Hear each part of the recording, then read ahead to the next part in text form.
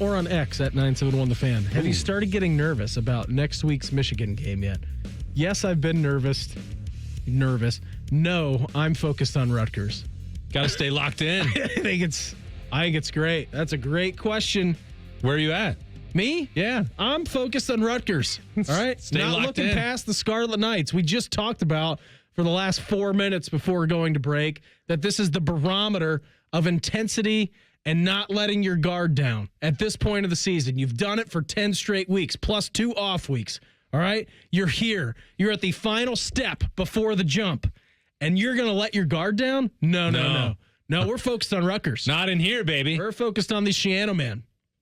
You can't get me. Remember what happened the last time he came in here? It was almost a fight between head coaches on the sideline. I really, really, really wanted to ask Ryan Day about that. What was the reason behind that? Was there a fake punt that was not like given the green light, but whoever was the punter at the time saw an opportunity to take the ball for the green grass? That's right.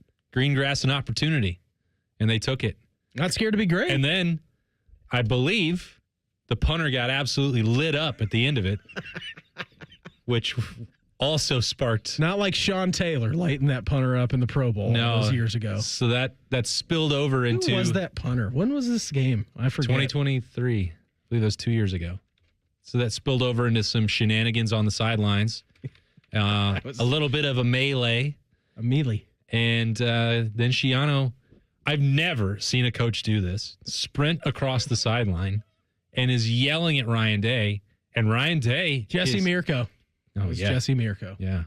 The Australian assassin. Yeah. He's giving it, Ryan Day's giving it right back. It's not one of those like iconic moments in Ohio State history. It's kind of lost to history. But it is. Unless you were there. So I remember we did a show this summer where we were just talking about random Ohio State plays that came to mind. That is one that belongs in that subset of Ohio State genre. I think it was the same game where Shiano was unloading every single bag of tricks that he had. The Fumblerooski game. And the double snap, right? He was doing stuff that you've never seen before. It was 9-7 Rutgers at halftime, and they had the lead. And I think that was right before half when they did that. It was a weird game. It was a weird game.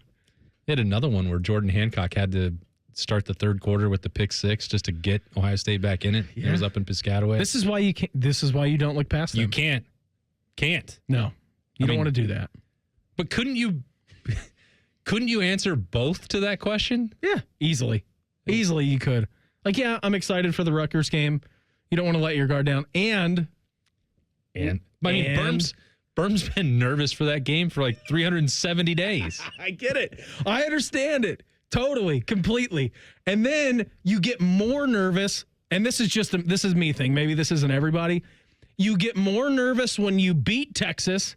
They have a couple of losses. Penn State's season goes down the gutter, and then you're like, oh man, Ohio State is just kicking butt right now.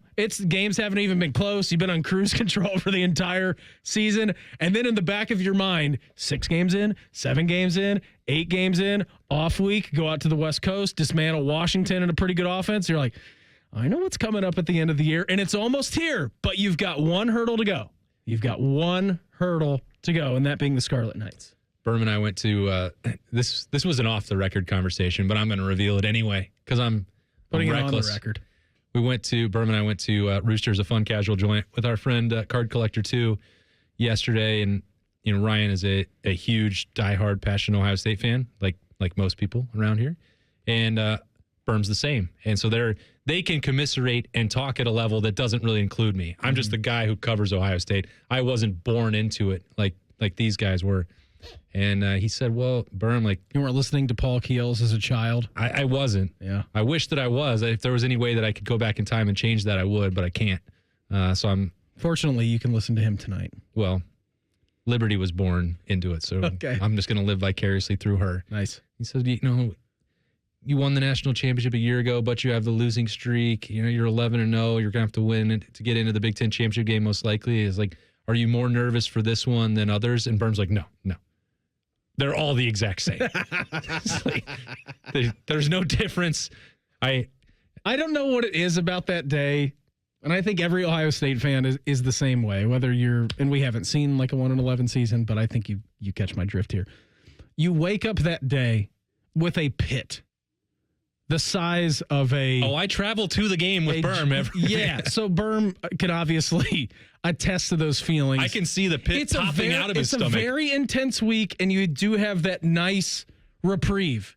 You got that nice reprieve on Thursday, and whether your NFL team's playing or not playing, or maybe they're playing on Black Friday, maybe they give you some hope or they don't, right? But then on Saturday morning, from the moment you wake up to the time that ball is snapped, for me at least, it's like I'm pacing around the house. I don't really vacuum that much, right? Like I'm just straight. You don't? I'm a kitchen cleaner. Like when I get nervous, I clean my kitchen. So like everything comes out of the cabinets, and I'm just like picture perfect cleaning the kitchen on Saturday morning. I bring the vacuum out, the like Swiffer gets out, I'm dusting, I'm walking around the house, we're mopping the floors, like everything that I can to turn my nervous energy into something that is productive. I try to do that because I know what's going to happen a few hours away from then. Well, I have a way that you can kind of calm those nerves as the week goes to the game. Okay. And that's with Feast Week. All right, get out of here. You're muted. You're muted until the basketball game kicks in at 7:00. Okay. Isaiah, turn his mic off in there. Isaiah, you're in there. You're doing the college football pulse tonight. Get him out of here. I'll send you the sheet. Okay, I'll send you the sheet. Does Feast Week help? Let me ask you a question. Does Feast Week start at 9 a.m. on Saturday? That Saturday? No. Okay. No, then what is the point of you telling me to alleviate? I said Saturday morning is when I feel like this. I was meaning in the week leading up to Saturday morning. No, we have Thanksgiving and Black Friday. It's fine those days. It's just Saturday morning from the hours of either 6 o'clock or 8 o'clock, depending on the day that you get up and when your 2.5-year-old sleeps until that moment that you get up and then the game actually kicks off at 12:18, what you're doing in the time between. And I'm sure Berm can attest to that. So you go up and stay with him on Friday night. What is that drive like to Ann Arbor, which can't be more than an hour and a half from his house? I spend more time outside of Allie and Liberty. Berm is the person I spend the most time with in the entire world. Yeah, I'm probably fourth. You're right there. You're closing. You're never going to catch him. No. Unless you decide that you want to start sleeping in the guest room. But it's booked most of the time by this person we're talking about. As long as you're giving me that red drink you gave Svoboda, I think we're all good. That 1 hour when we are driving from his house to Ann Arbor, or I will say even when it is at home and he, Friday night he's fine in Columbus, and then the 45 minutes, because it takes us just as long to get from my house to the Horseshoe as it does up to the big house. Knock on wood. I hope that's the case next week. They don't know how to run a football game up there, so the traffic could make it a lot more difficult. But that is the most irritable hour of the entire year. And he's a pretty irritable guy. We got neutral Berm on Tuesday this week. Yeah. If you missed it on the Buckeyes show, you can go back and listen to that on the 97.1 The Fan YouTube channel. But he is edgy. He is incredibly nervous. The pit that you're talking about in your stomach, he's like a cartoon, and I can see his heart like pumping out of his chest. It's got the outline of a heart, and I'm like, that's not normal, man. You might want to get that checked out. And he can't handle it. And then the stress, because once you get there. Oh, and he's on the field too, and what a mess. And they have to give him the photo vest that's got the M on it. And it takes an hour for them to show you what parking lot you're going to have to be in. And they charge you $90 to park. That's crazy. And then you walk half a mile in the cold over to the stadium. That's as close to felonious mindset that you're ever going to see from him.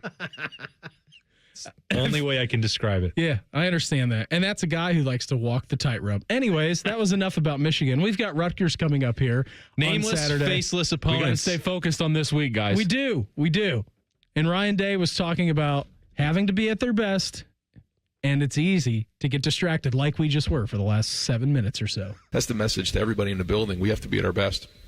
Coaches, players, and as you start to get towards the end of November and towards the end of the year, it's easy to get distracted. It's easy to start to think about other things other than just doing our job, and that's it. And so we have to make sure we're focusing on a daily basis on doing our job to make sure we're doing our part as part of the team. And if everybody's focused on that, then it gives us the best chance to be at our best on Saturdays, and that's got to be it right now. Other things. If you're focused Well, on what other could they things, be? get out of here.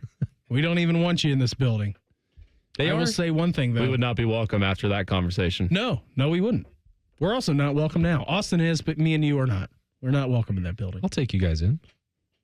Thank you. You're welcome. It's the nicest thing anybody's ever said. I don't know if the timing's going to work out I don't think it is either. but I'll try. Am I welcome? Yeah, of course. Awesome. Maybe Thank next. you. Maybe you could give Ryan Day the pointer to throw it up to Jeremiah Smith, Yes.